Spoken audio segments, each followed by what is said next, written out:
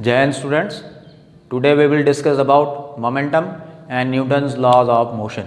First of all, let us discuss about momentum. पहले हम इसको समझ लेते हैं कि what is momentum. For example, you are riding a bicycle and you have to maintain a particular speed.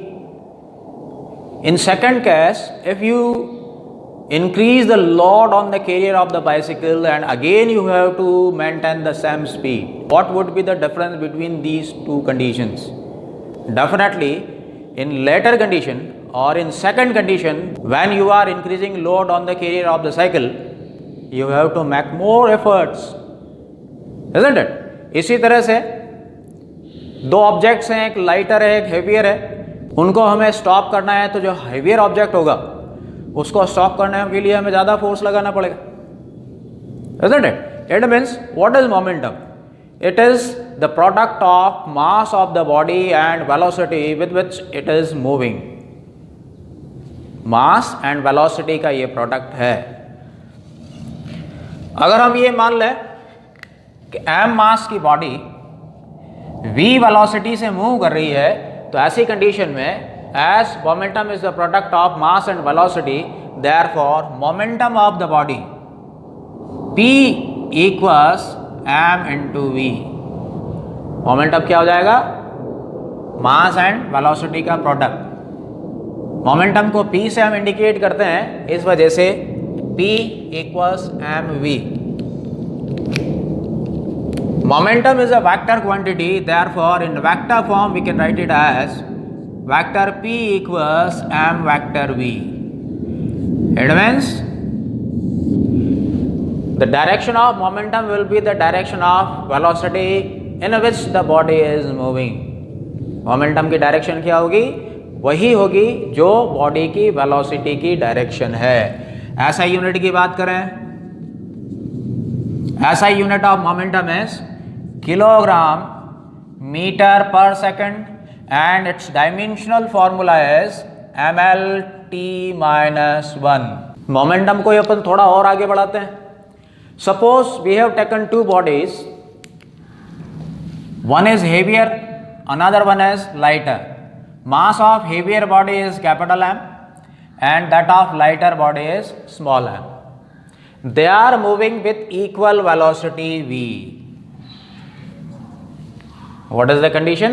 We have taken two bodies, heavier one and lighter one, but both are moving with similar velocity. Therefore, momentum of heavier body P1 equals m1v. Let this is equation number 1. And momentum of lighter body P2 equals mv. Let equation number 2. Dividing equation number 1 by equation number 2, we can write P1 upon P2 equals mv upon small mv. V is cancelled out. Since capital M is greater than that of small m, therefore P1 is greater than that of P2. What does it mean? कि जो heavier body है उसका momentum lighter body से ज़्यादा होगा. कब होगा? when both are moving with same velocity and there is a difference of masses in the bodies, then momentum of heavier body will be more than that of lighter body, isn't it? Again we take two bodies, one is heavier, another one is lighter. Mass of heavier body is capital M, moving with velocity capital V, and mass of lighter body is small m, moving with velocity small v. Therefore, momentum of heavier body P1 equals mv and momentum of lighter body P2 equals small mv. If it is supposed that momentum of both the bodies are equal, means if P1 equals P2, then what? Capital MV equals small mv, or capital M upon small m equals small v upon capital V. What does it mean? Since capital M heavier body है greater than small m, therefore from this expression small v is greater than capital V. Means two bodies with different masses having equal momentum, then velocity of lighter body will be more than that of heavier body. दो bodies के momentum similar है, इसमें से एक heavy है एक light है, तो ऐसी कंडीशन में जो लाइट बॉडी होगी, हल्की बॉडी होगी, उसकी वेलोसिटी हेवी बॉडी से ज़्यादा होगी. Isn't it? Let us discuss about Newton's laws of motion. First of all, we will discuss Newton's first law. According to this law, if the body is at rest, it will continue to be at rest, and if it is motion, then it will continue to move in straight line with same velocity unless acted by an external force. अगर वो रुकी हुई है तो रुकी ही रहेगी, और अगर वो मोशन में चल रही है तो उसी लाइन पर उसी वेलोसिटी से तब तक चलती रहेगी जब तक उसके ऊपर कोई फोर्स अप्लाई न किया जाए. This is called Newton's first law. इसी को न्यूटन की गति का पहला नियम कहते हैं. अब इस लॉ को अगर हम देखें तो हम क्या पाते हैं? In first part of the law it says that if the body is at rest it will continue to be at rest. Means talking about inertia of rest. Second part says that if it is in motion, then it will continue to move in straight line with uniform velocity unless acted by an external agency, that is force. This is inertia of motion. तो inertia of rest and inertia of motion दोनों का ये combination है. इस वजह से Newton's first law को law of inertia भी कहते हैं. ये जो फर्स्ट लॉ है ये मेरे ख्याल से जो फोर्स है उसको बड़ा अच्छे से एक्सप्लेन करता है. कैसे? ये हमें बता रहा है कि जब तक बॉडी के ऊपर फोर्स हम नहीं लगाएंगे तब तक वो रेस्ट में है तो रेस्ट में ही रहेगी, और मोशन में है तो मोशन में ही रहेगी. उसकी वेलोसिटी में कोई चेंज नहीं होगा, न ही उसकी डायरेक्शन में चेंज होगा. तो जो उसकी वेलोसिटी को चेंज करे या जो उसको डिस्प्लेस करे या जो उसकी डायरेक्शन को चेंज करे वही फोर्स है. तो देखें ये कितना वर्ल्ड है, कितना ये डेफिनेशन के और क्लूज हमें ले जाता है व्हाट इज फोर्स. एग्जाम्पल लेते हैं इसका एक. मान लो a body is executing uniform circular motion. Uniform circular motion means the body is executing motion on the circumference of the circle in such a manner that it is traveling equal distance and equal interval of time. Means speed of that body which is moving on the circumference of the circle is constant, or magnitude of velocity is constant. Clear? But what about the direction? At every point direction of motion of that body is changing, and the first law says that if you want to change the direction or change the motion you need external agency, that is force. It means at every point force is acting on that body. Means if the body is executing uniform circular motion, though its speed is constant, but a constant force is working on it radially inward towards the center, known as centripetal force. तो यहाँ से हमें पता चल रहा है कि हर point पे डायरेक्शन बदल रही है, और डायरेक्शन बदलेगी कब? जब फोर्स अप्लाई होगा. तो हर पॉइंट के ऊपर कंटिन्यूसली सर्कुलर मोशन में उसके ऊपर फोर्स एक्ट कर रहा है, जिसे हम सेंट्रिपिटल फोर्स कहते हैं. सेंट्रिपिटल फोर्स के बिना सर्कुलर मोशन पॉसिबल नहीं है. Now Newton second law of motion. Newton second law of motion tells about momentum of the body. According to this law, the rate of change of momentum of the body is directly proportional to the force applied on it and takes place in the direction of applied force. Hindi में कहें तो आरोपित बल वस्तु के संवेग में परिवर्तन की दर के समानुपाती होता है. समझने के लिए, let a body of mass m is moving with velocity u.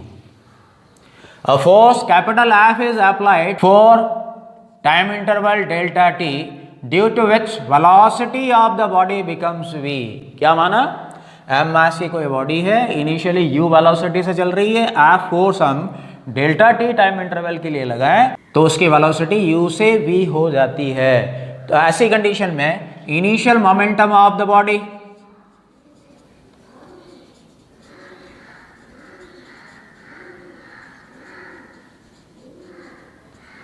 P1 equals mu and final momentum of the body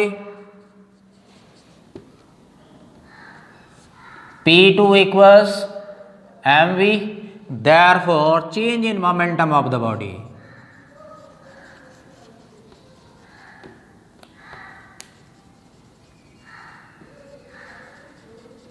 delta P equals P2 minus P1, final momentum minus initial momentum, or delta P equals mv minus mu, or delta P equals mv minus u, or delta P equals m delta v. Why? Because in bracket there is difference of final and initial velocities which indicates change in velocity. यहाँ final and initial velocity का अंतर है जो वेग में परिवर्तन को प्रदर्शित करता है। Newton second law of motion की डेफिनेशन की हम बात करें तो Newton second law of motion की डेफिनेशन क्या कहती है? तो force applied is directly proportional to rate of change of momentum, therefore F directly proportional to putting the value of delta P from here. We can write m delta V upon delta T, or F directly proportional to ma. ऐसा क्यों लिखा हमने?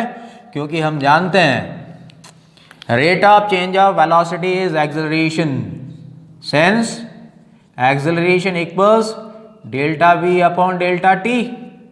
This is rate of change of velocity, or F equals kma. Since k equals 1, therefore F equals ma.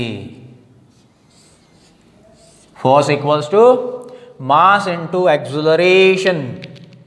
यहीं से हमें Newton की डायन की डेफिनेशन भी मिलेगी। इसको हम वेक्टर फॉर्म में लिखना चाहें तो we can write F equals m vector A. We can define 1 Newton and 1 Dian. In this expression F, m equals 1 kg,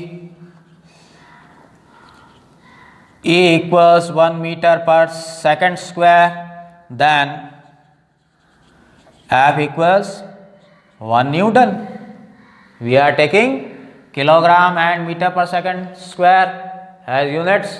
That is, we are using SI system, and in SI system unit of force is Newton. What is 1 Newton?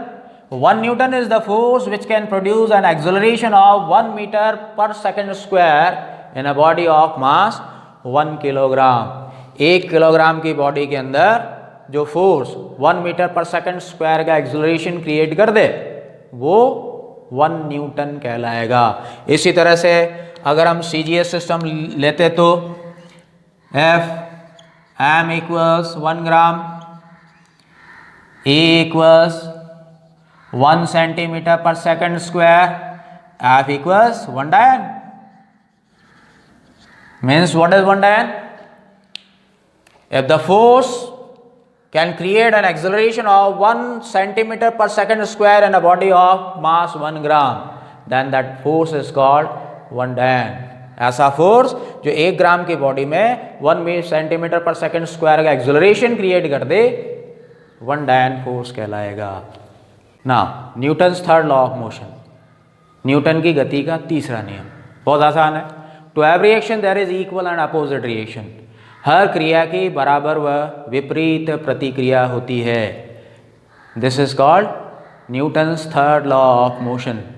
कई सारे example daily life में इसके हमें मिलते हैं, जैसे कि हम किसी गन से बुलेट को फायर करें तो पीछे की ओर एक जर्क लगता है, that is called recoil of the gun. तो जो बुलेट है वो आगे जाती है और रिकॉइल पीछे की ओर होता है। कोई बोट के अंदर आदमी है और वो किनारे पर जाके जंप करे तो वो आगे जाता है और बोट पीछे की ओर जाती। तो इस तरह के कई सारे एग्जाम्पल्स आपको मिलेंगे जहां आप देख सकते हैं to every action there is equal and opposite reaction. हर क्रिया की बराबर व विपरीत प्रतिक्रिया होती है। यही न्यूटन की गति का तीसरा नियम है।